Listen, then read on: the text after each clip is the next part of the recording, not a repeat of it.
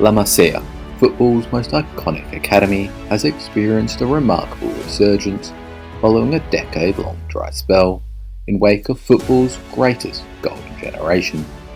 Join me as we explore the rise, fall and rise again of La Masia and the impact it has on Barcelona's football philosophy. To truly understand the resurgence of La Masia, we need to begin with its rich history.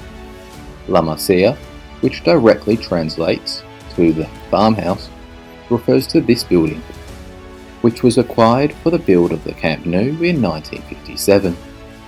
La Masia became the home of Barcelona's academy in 1979 and has done so ever since. La Masia was revolutionary for its time, providing living quarters for players and heavily focusing on providing traditional educations to its residents in order to help produce well-rounded people in addition to great footballers. It wasn't until 1988, however, with the arrival of Johan Cruyff in the dugout, did La Masia's philosophy evolve into what it is renowned for today. Cruyff embedded the philosophies of total football and positional play not only into the first team, but unusually for the time, he mandated that all youth teams play with the same style, formation and training drills as he did in order to prepare them to play for his Barcelona side.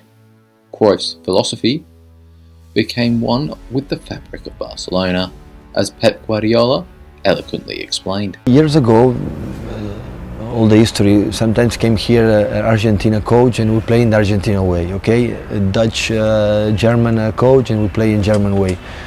Until arrived Johan Cruyff and said, okay, from now on we are going to play in that way. Going to take the ball, the positional game, and we were successful in that time. And now the people are convinced in that, so it was difficult now change a little bit the mentality, and I don't know if the people from Barcelona accept another style. This saw a change in focus from more quick and powerful players in favour for smaller, more technical players. Cruyff was also willing to fast-track players into the first team and ended up giving 32 La Masia graduates debuts for the first team during his spell as Barcelona manager, including his arguably greatest ever student, Pep Guardiola, who played a key part in their first ever European Cup victory in 1992 against Sampdoria. The pipeline of talent reached new heights in the late 90s and early 2000s, however, with the likes of Carlos Puyol, Xavi, Andres Iniesta, and of course Lionel Messi, all making big impacts in the first team, helping them lift their second Champions League trophy in 2006. However, the peak of La Masia was most definitely reached under the tutelage of Pep Guardiola. After a successful spell as Barcelona B manager, Guardiola replaced Frank Rijkaard as head coach in 2008 and built the greatest club football side ever built, with the core of Valdez, Piqué, Puyol, Busquets, Xavi, Iniesta and Messi all being La Masia graduates. In both the 2009 and 2011 Champions League finals, 7 La Masia graduates were present in the starting 11, with, by 2012, Barcelona having the personnel to put out this full 11 made up solely of La Masia graduates, with many of these players playing a key role in Spain's historic three-peat of major tournaments. However, in the last decade, La Masia has faced challenges. Economic constraints and a changing football landscape, as well as a hyper-focus on high-priced transfers, led to a decline in the academy's prominence. Whereas previously, La Masia graduates had a clear technical superiority to those of other major academies, changes to the development strategies in Germany, France and England in the past 15 years has seen them lose their competitive edge. Barcelona's financial power has also diminished, with top talents such as Xavi Simons and Eric Garcia being examples of players choosing to leave La Masia to join other European juggernauts before they had the opportunity to break into Barcelona's first team.